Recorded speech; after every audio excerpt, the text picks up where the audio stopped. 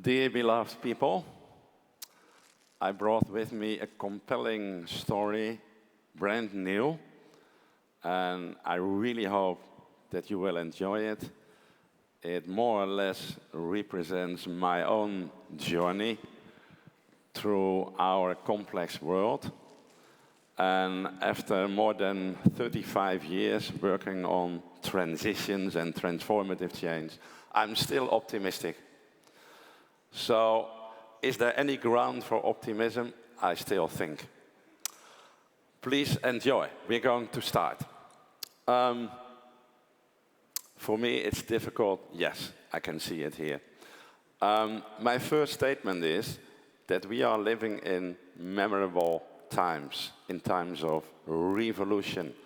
It's actually a kind of an evolutionary revolution. So we do not live in an era of change, but in a change of era. Perhaps comparable with the 19th century, the Industrial Revolution. We are now living in a digital and sustainable revolution. I'm curious, are there people in the room who say, I don't feel that because it's relatively quiet around me? I don't think so. But it's good to note that this statement is 15 years old. At that time, people looked at me staring and say, what are you talking about? Now people feel inside that there is something going on. There's transformative change going on. It looks like a perfect storm, as if everything is coming together. And that's also scary to many people. And you see here, this is a beautiful new movie. I'm also staring at it with a bit surprised. It's the first time that I show it to the audience anyhow. But there are so many developments and trends that are coming together. And I'm trying to account that for you and explain that to you in a couple of minutes. Talking about chaos and turbulence, look at this picture. There's an overall shift in power taking place globally. A shift from the Western power, the US, Europe, to the Eastern one, China and India. It's turning into a multipolar world order. Look at the Gaza war, which has a history of more than 4,000 years. Ukraine, deglobalization. The big continents are not cooperating, but rather fighting and want to become autonomous. We all feel climate change. Wherever you went to this summer, you felt climate change. In Italy, in Austria, in Switzerland, in Spain, in Norway, in Sweden. It's all over the place. 36 years ago, I started my career doing research into climate change. And I did my PhD on climate change 33 years ago. And I did not get cum laude because my committee said, this is controversial research into a problem that might not exist in the future. Different times, different times. Now we all feel it. Look at migration, look at the battle for energy and materials. I come back to that in a few minutes. Chaos is the word of our time. Chaos. And I started as a mathematician. And as a mathematician, you love chaos. Because every complex system strives for a balance. But then a lot of things are changing in the surroundings. And then a system needs to adapt or not, and then it dies out. And if you start the journey into adjustment, then you enter the phase of chaos. And chaos means for a system, everything is open. As if the air breaks and the sun is staring at us, where we are all hoping for, also here at this place. So, chaos means actually new opportunities. And the old Greek people, 1,000 years ago, celebrated chaos because they saw it as a sign for the new times. So I hope that also today and tomorrow and after tomorrow, you will also see the light side of chaos and see it also as an opportunity. It means actually that we need to build up a new economy, a new society. And it means breaking down things like company that does not fit anymore, but also building up new things. It's breaking down, building up. That's actually what is going on all over the place. I sometimes compare this transformative change with the 19th century. At that time, we had about 50 years of chaos, and we were building up a new economy. We replaced hand labor by machine labor. We started building factories. We scaled up our production processes. We had a holy belief in technological progress. But the downside was there was a lot of poverty and misery. Many labor people lost their job. They did not even get houses anymore. So there was also a darker side. Every big transition leads to a greater divide between those who profit and those who suffer from the transition. And it goes slowly, and then you have an acceleration. Look at this picture. You see New York, 1900. And you see all hand-made cars and horses. That was the dominant means of replacing moving. And you see one car. There was an electric car. 10 years later, the whole picture transformed. You see cars all over the place and one horse with a chart. So in 10 years' time, the whole picture flipped. And that is actually also happening right now. In the 19th century, we did all kinds of things to help the poor and vulnerable people. We came with new laws and rules. We started to build new, cheaper houses. We established trade unions. We started to build up the education in order to elevate the poor people. And there were thousands and thousands of initiatives started by citizens to help these people. This is actually what I also expect in Europe the coming years, because we see the greater disparity between the rich and the poor, between the educated and the less educated. So in the 19th century, the underclass was hit in the transition, and now it's about the under and a part of the middle class. That is the difference, and it goes now thousands of times more fierce and fast than at that time. Now we are living in a digital and sustainable revolution. And if you look at the energy transition as a central part of it, you see that it has gained momentum. It actually reached the tipping point. So China, India, US are leading the way. If I look at the Netherlands, 25% of the households has solar panels. When I started my career, that was hardly 1%. If I would ask you, who of you has already solar panels? It's hard for me to see. It's hard for me to see if we have reached 25% in the room. But my theory says if you have reached 25%, then you are reaching a kind of acceleration phase, and then it can go relatively fast. 16% of the households has a heat pump. We are saving much more energy than we did. 1 out of 4 cars is already electric. You see the symbol of the Industrial Revolution, the light bulb. You can only see it in a museum, and in a couple of years, you see the central heating boiler, which is now still dominant in the museum. So, on the other hand, transitions go slowly. It normally takes 2 generations. Let's presume that you would replace all existing cars in Europe or in the Netherlands, excluding new cars coming on the market. That costs you already 25 years. Only 10% of our roofs is still covered by solar panels, 90% not. If you look at the part sustainable, non-sustainable, it's about 1585.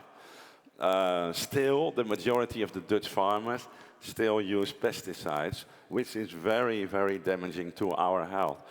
And if you want to decouple your house from natural gas. If you do that with all the houses, it costs you, let's say, 20 years. That's 2,000 houses per day. Wow. Looking at this picture, focusing on the energy transition and the resources transition, are we able to achieve the climate goals? No. I'm telling you the honest story. The ultimate goal is 1.5 degrees. We have reached already 1.2 degrees since 100 years. 1.5 degrees means that we should stop now by burning, let's say, fossil fuels like oil and coal. And we don't do that. 2 degrees means we should stop within 10 years, which is also difficult. So we are heading for 2.5 and 3 degrees. But there is an immense difference between 2 and 1.5 degrees. 1.5 degrees means we still have ice at the North Pole. 2 degrees means not anymore. 1.5 degrees means we still have living coral.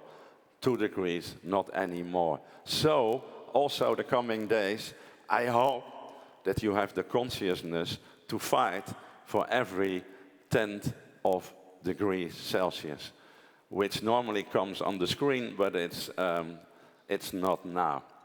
In the 19th century, the populism arose. So we see that now. There's a kind of social revolt for many, many reasons. Already before COVID-19, millions and millions of people went onto the streets. Because of climate change, because of, let's say, the greater disparity between rich and poor. Think about the yellow vest. Because of Me Too, discrimination. There's many, many things going in the wrong direction. In the Netherlands, Extinction Rebellion is quite active. Also in Europe, in many places. And they are protesting every day against failing climate policies. If we look 15 years back, it looks like almost semi-permanent series of crises. This is the darker side of my story. I promise within a couple of minutes I'll show you the lighter, the non-Prozac part. We started in 2008 with a financial crisis, which turned into a banking crisis, the migration, corona, energy. What's next? Well, it will come in waves to us. We are heading for a climate crisis, which is already manifest in many parts of the world, also in Europe. It will be much more intense than COVID-19. The point is, when I started my career at the Dutch National Environmental Health Institute, I was a young professor at that time, the youngest in the Netherlands, working on climate change. On the human health side, there was also a young professor working on viruses. And I asked him, what are you investigating? He said, I am investigating the spread of viruses all over the world. And once, he told me, 35 years ago, there will be a global outbreak of a virus. And then I will be on the Dutch television. He told me 35 years ago, up Osterhaus. And he was. So these are blind spots. We could have foreseen a global outbreak of a virus. Not the exact virus in the moment which it took place, but we could have foreseen it. We could have foreseen climate change. I warned for it already decades ago. And the biodiversity crisis. The deepest cause, people, is in ourselves, our relation with nature. We feel superior to nature. We feel we have the right to destroy nature, to misuse nature. And nature always strikes back in the form of a virus or a changing climate. Nature is superior to us in the sense that nature is more agile than we. When I started my career, we were very concerned about nature and the earth. Now we are more concerned about ourselves, humanity. Are we surviving? Are we resilient, agile enough to survive? Nature will survive anyhow, in what form soever. The deepest layer of the crisis is a moral crisis, deep down inside in our values, in our norms. A part of us is egoistic and always want to go further and faster, let's say, and then that goes at the cost of nature. So, the latest UN climate report was quite clear. If we really change our behavior, we can reduce 40 till 70% less CO2. Only in our behavior. You can always point to technology, policies, you can always point to China and India, but in some parts they are already paving the way. But if we change our behavior, it leads to a substantive reduction in CO2, up to 70%. Now the turning point in my story. I think we need those crises in order to really change. 90% of your behavior and my behavior is ordinary, customized behavior. You do the things because you have been accustomed to always have been doing these things. 90% of your behavior is customized behavior. When do we learn and change our behavior? In times of crisis. And then we see a certain pattern.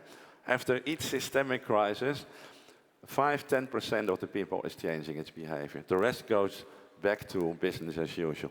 But it is cumulative, as we say in science. So it adds on after each crisis until we reach the tipping point. And the good news, which I have this morning, is the tipping point you do not reach at 50% of the people, but 25%.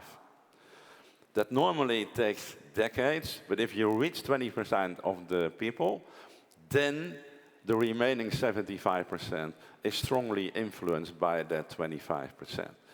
And because you are reaching then the growth curve, the exponential growth curve of the S-shaped curve, and that is the good news of today.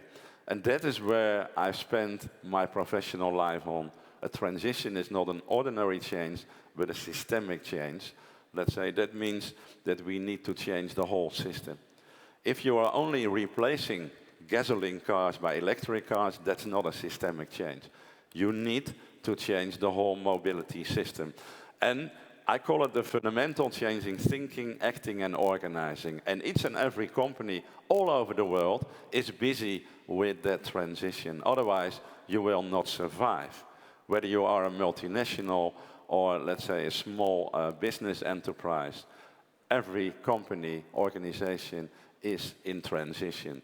Acting, thinking, and organizing. They are interwoven, but the most difficult thing is thinking. I just turned a grandpa of a beautiful granddaughter a couple of months ago.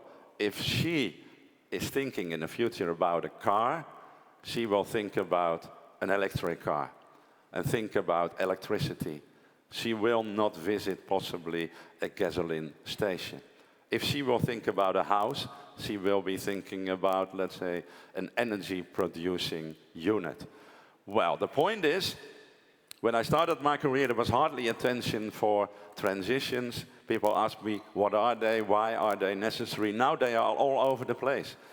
We have about 10 transitions all over Europe, if not the world. We are thinking about the energy resources transition, the circular transition, but also in healthcare, education, whatever you think of, it is taking place.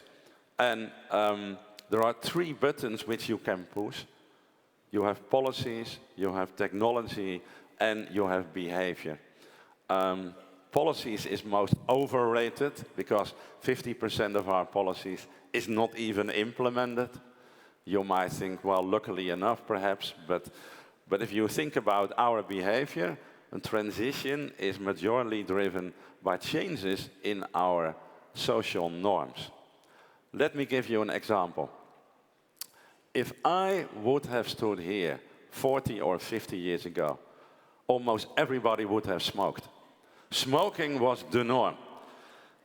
My mother was even pregnant of me when she smoked.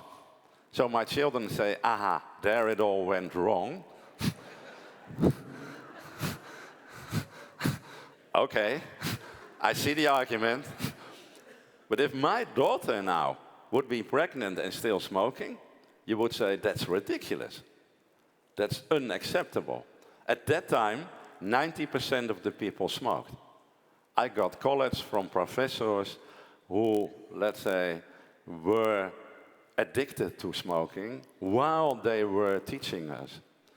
90% of the people smoked 40, 50 years ago. And then a small group stopped, 5%. They influenced a bigger group, 10, 15%. They influenced an even larger group until the tipping point was reached, 25%, and then the mass stopped after 30 years. And only after 30 years, the government intervened and forbid smoking in particular places, in restaurants, in airplanes, and made it also more expensive. But that was after the mass already stopped. So now only 20% of the people is smoking. You used to be a hero if you smoked, or very, let's say, cozy. Now you are a bit of a loser if you are still smoking. Shall I ask the question?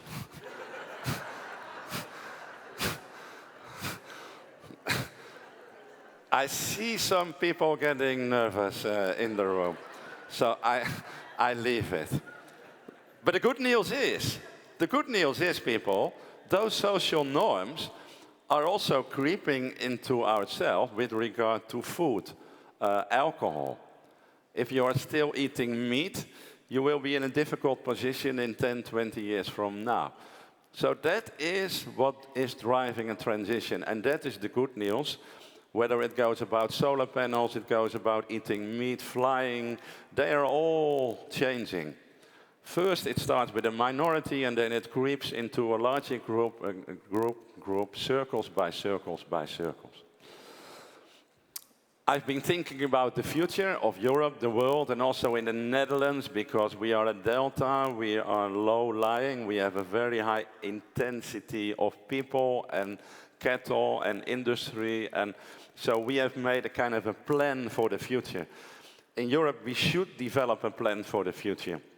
So I brought a picture with me, how the Netherlands could look like in 100 years from now.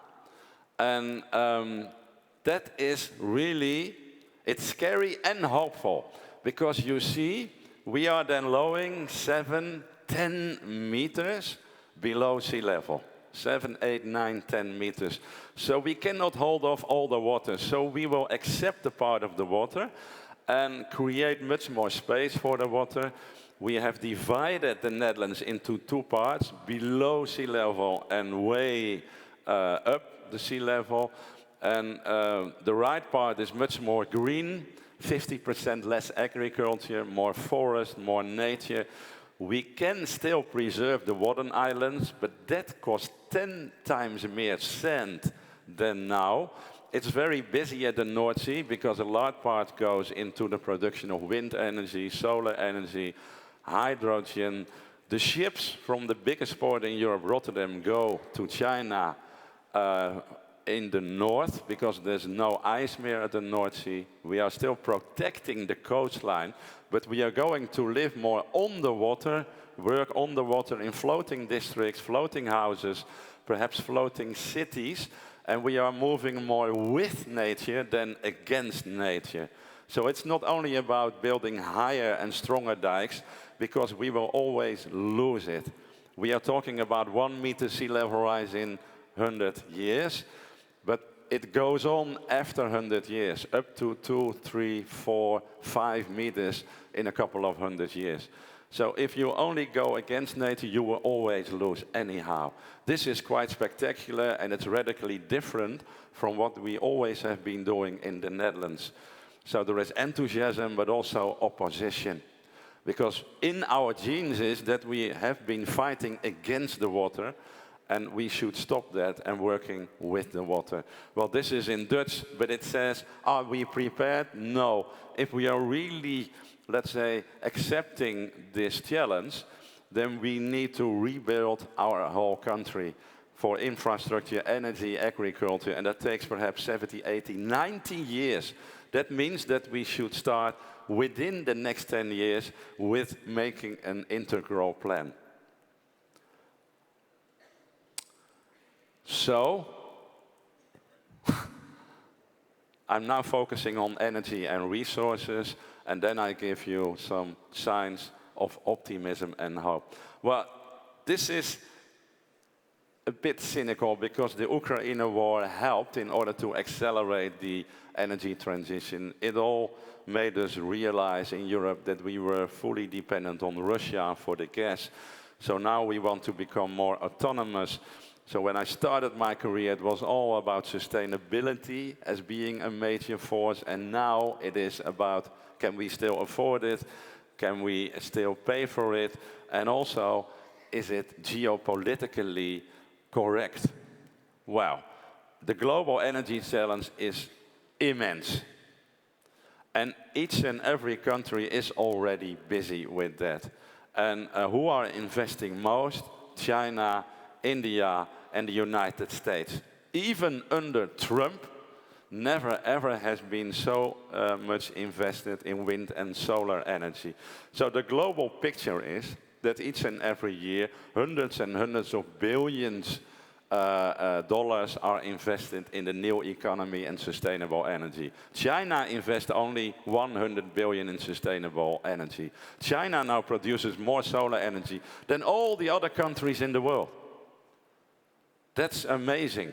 China also has a black side because they are still hooking on, let's say, coal and oil, and they are still building coal-fired plants, but they also have a strong green side, and they have a plan until 2060. They want to be climate neutral in 2060. It's highly subsidized. In Europe, we have a really ambitious Green Deal turned into a Fit for 55. And if you look at the future of the energy infrastructure, it will be primarily driven by electricity. Look at the green side of the future scenarios. That means that 2/3 of the energy will come from electricity made by solar and wind in particular. That means that we will produce 5 times more, perhaps even 10 times more electricity than now. And that's a huge challenge. That means that we need to build many more windmills, solar panels, and also green hydrogen. Look at these pictures. If we want to create a zero-carbon economy all over the place, globally, we are talking about 2 million hydrogen factories. We have only a couple of now. 1.8 million nuclear power stations. I already was against nuclear power, but we have been waiting for too long time, so we cannot avoid it anymore. 14 million wind farms, 1.4 million solar parks. That is huge. Hydrogen becomes an important pillar to replace oil and gas in the industry, but in Europe we need to import a lot. We can only produce 1/3 or 50%. This is also an intriguing picture. If you look at the blue countries, they are delivering hydrogen because you need a lot of space in deserts and sun. So look at North Africa, Libya, Tunisia, Morocco, Qatar, the Middle East, Australia, and red are the countries who badly need it in the future. So that means that we can become dependent on North Africa for delivering our green hydrogen. That's a geopolitical risk. So it becomes part of a geopolitical power play. If you look at the European energy challenge to achieve the climate goals, we must place 6 times more windmills, 10 times more solar energy, 20 times more houses from wood and biomass, and 100 times more fast decouple houses from the gas. But we are creating our sustainable waste mountain because we are making and using solar panels for 15 or 20 years, and then we throw them away. They are destroyed. You cannot reuse them yet. That is a mistake. There are now 40 million solar panels in Europe, replaced by more efficient ones, and they go through the shredder. So that is really a shame. So the real solution is that we are more recycling and reusing these things, because we are now spoiling 90% of our resources. And that holds for your laptops, it holds for your mobile phones. 90% is thrown away or ends in the oven. And then we are destroying a lot of critical raw materials, in particular critical metals.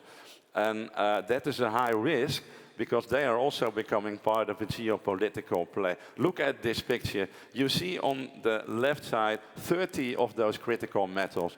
They sound like medicines: dysprosium, neodymium, lithium.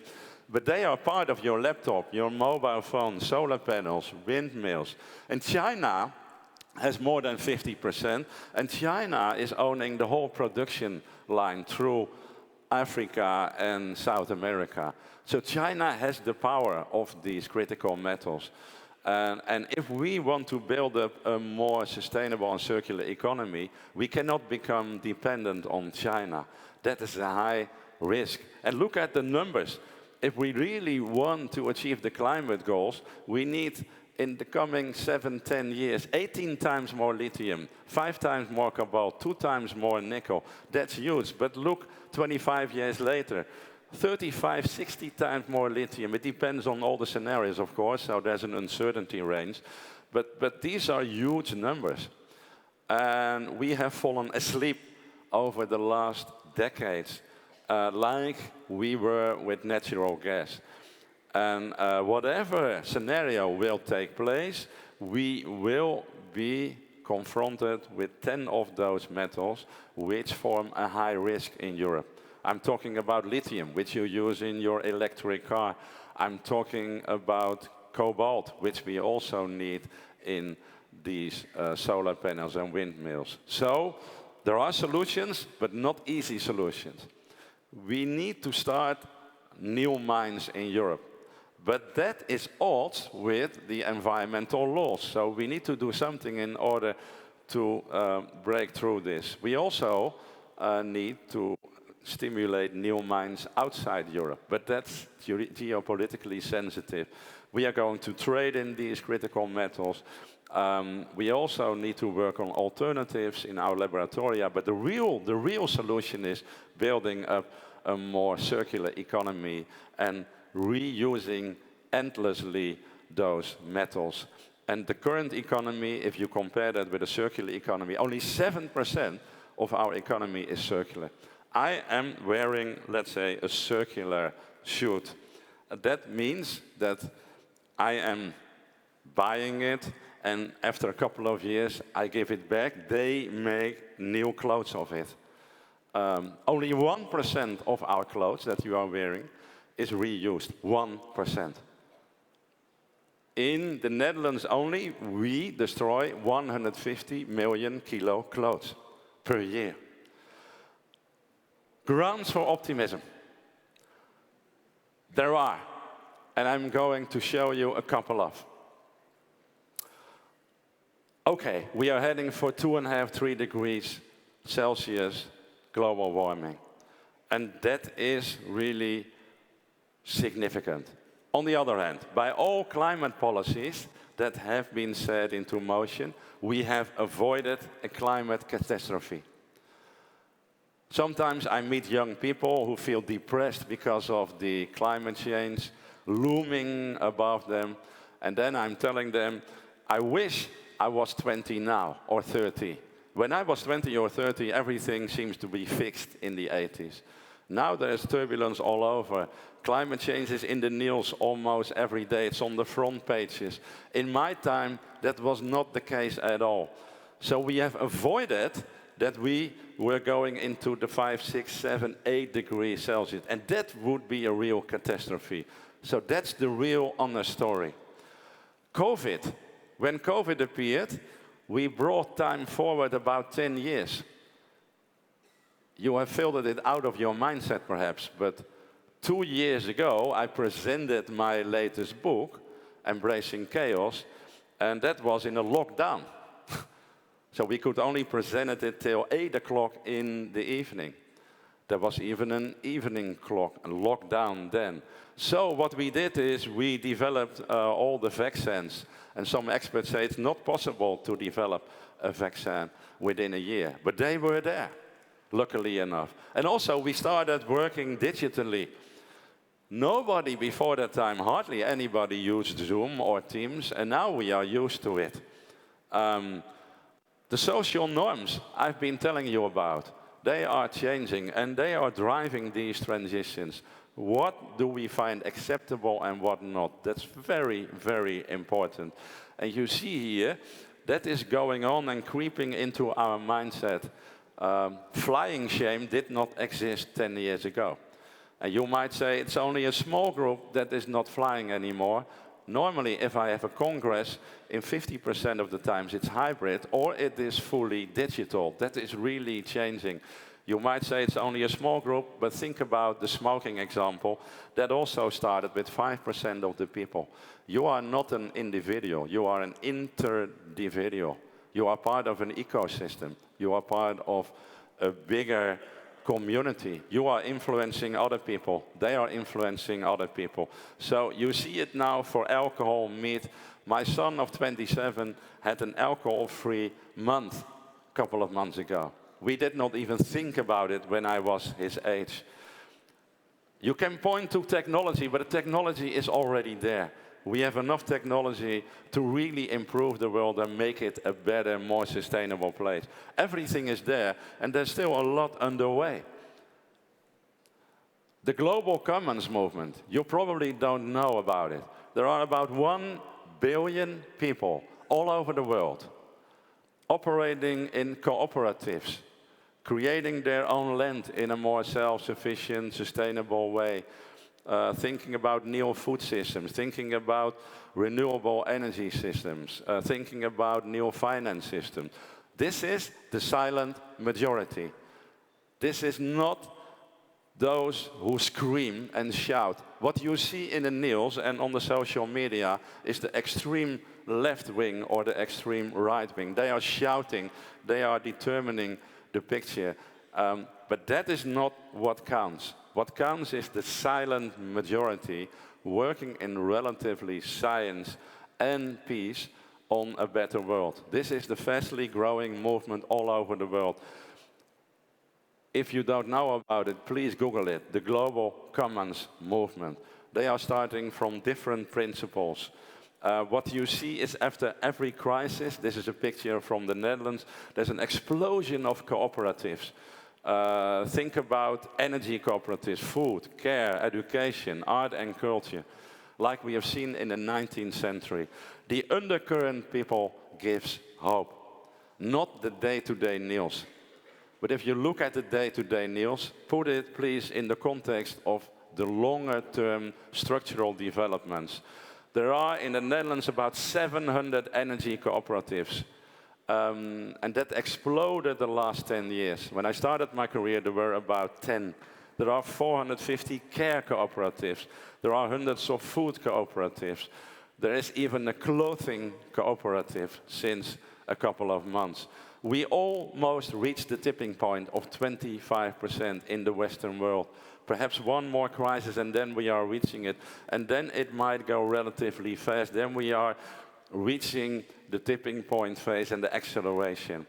And now I really notice there's a difference between knowing things and understanding things. You can read another book, you can read about climate change and global change, but then you do not really understand it. Between knowing and understanding, there's feeling. And I realized that when I visited the North Pole 2 years ago with my wife. And these are all pictures made by my mobile iPhone. The other people had those huge cameras, you know that, but I wanted to see it through my own lenses. And this was almost a spiritual experience to me. This was the real feeling that I understood that we are the most beautiful nature that we have as human beings.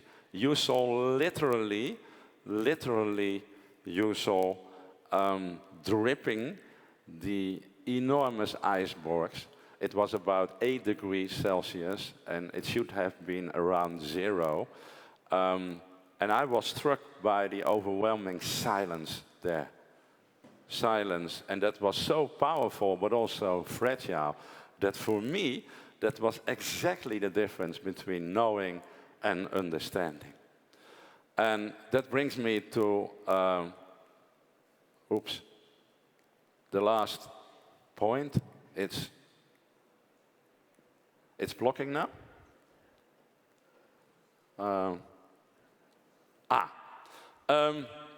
Talking about, you know, having been trained as a mathematician, always reasoning from ratio, perhaps there's a deeper lying force. That's our level of consciousness. This is really a chaotic screen. It should be neatly ordered. But in the existence of our humankind, we have seen shifts in consciousness. From, let's say, the oldest hunter-collector era up till the industrial area, and we are now reaching the more integral consciousness level. And that is hopeful, because we feel that 5% of the global population is reaching that now. That means that you are realizing, feeling, that you are part of a bigger whole, that you are part of the overwhelming power and force by nature. And that means that you feel the duty to take care of that nature, but also for your surroundings and also for your inner self. And I was inspired by the old Chinese philosopher Confucius, who was claiming, if things are broken down, it goes with a lot of turmoil and it goes with a lot of sound. But things that are being built up take place in relative silence. So, what I would like to see is that we approach this more at a deeper level, a spiritual level, but not in order to, let's say, more introspection, because I know some of these people look at me, I'm totally zen, but that doesn't make a better world. But if we can combine the two worlds, let's say, looking at a deeper conscious level, becoming more spiritual, and turn it into action, that would be the challenge from my side. So I'm rounding off now. It all starts and ends with leadership, but not ordinary leadership, but authentic and connecting leadership. It's going to storm, I've shown you, and we need people who stand still in the storm. Angela Merkel, for me, was an example of an authentic and connecting leader. Wir schaffen das. Wir schaffen das. She was sometimes wrong, but wir schaffen das was a very important statement. Don't look up if you talk about leadership, but look into yourself, because everybody has a role in this.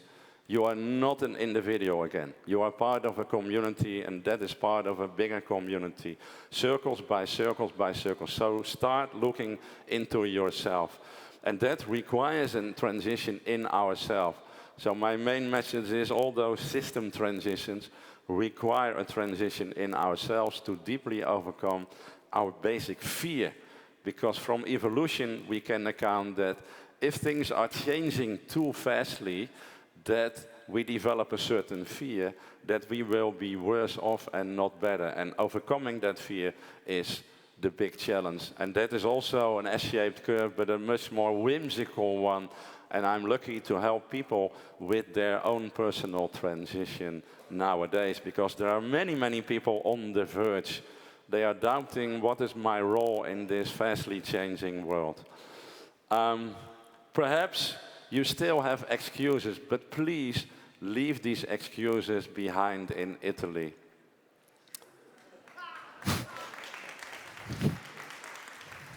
The time of excuses is behind us.